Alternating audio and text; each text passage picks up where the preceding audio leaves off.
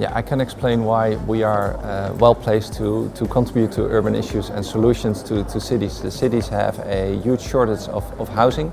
There's also an affordability issue, but there also are trends in the residential market. So if you look at the residents, what they demand, what is important to them has changed. So there are a couple of concepts that are really important. They like the cities, that's where they want to live, so that's why you have the urbanization trend.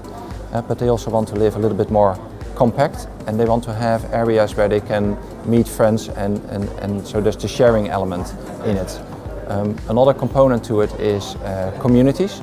So people, although they are very active on the social media and are part of communities, they also want it in real life. But if you move around cities because you change jobs, you want to easily integrate. And then it's important if you come in a place where you can easily become part of a community, and we can organize that in our multifamily houses.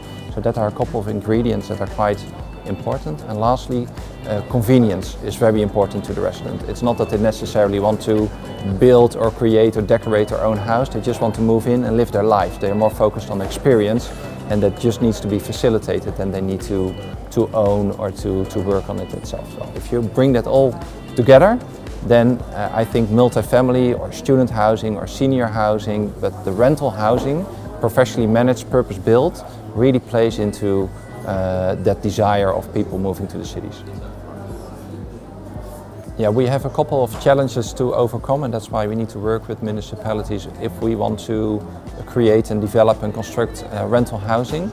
And I think there are 5. And the first one is that our biggest competition is not other rental housing companies, but actually it is for sale developers. They generally can pay more for land than we can as rental housing providers. So that's a challenge. If there is a competition for land, how do you win from a for sale developer? That's an element. Municipalities can help by putting certain restrictions or regulations on what you can develop to make us more competitive in that context. Another item is in Europe in general you have quite strict planning processes, which is good to retain quality and control of cities by municipalities.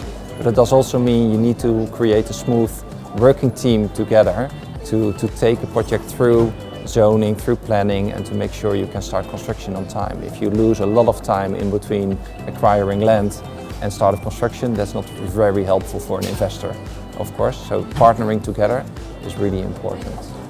Then thirdly, another element that plays into account is that affordability is important to municipalities. So we need to agree what percentage of the project should be for maybe regulated houses or for a certain set rents where it's not market rents, so that you provide housing for different groups of people and not only for the few that can afford it.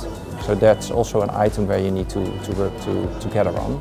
And another element, and that's a little bit out of control of the municipality, is that the general contractors' construction costs are going up. They are relatively high, and sometimes making projects economically unfeasible.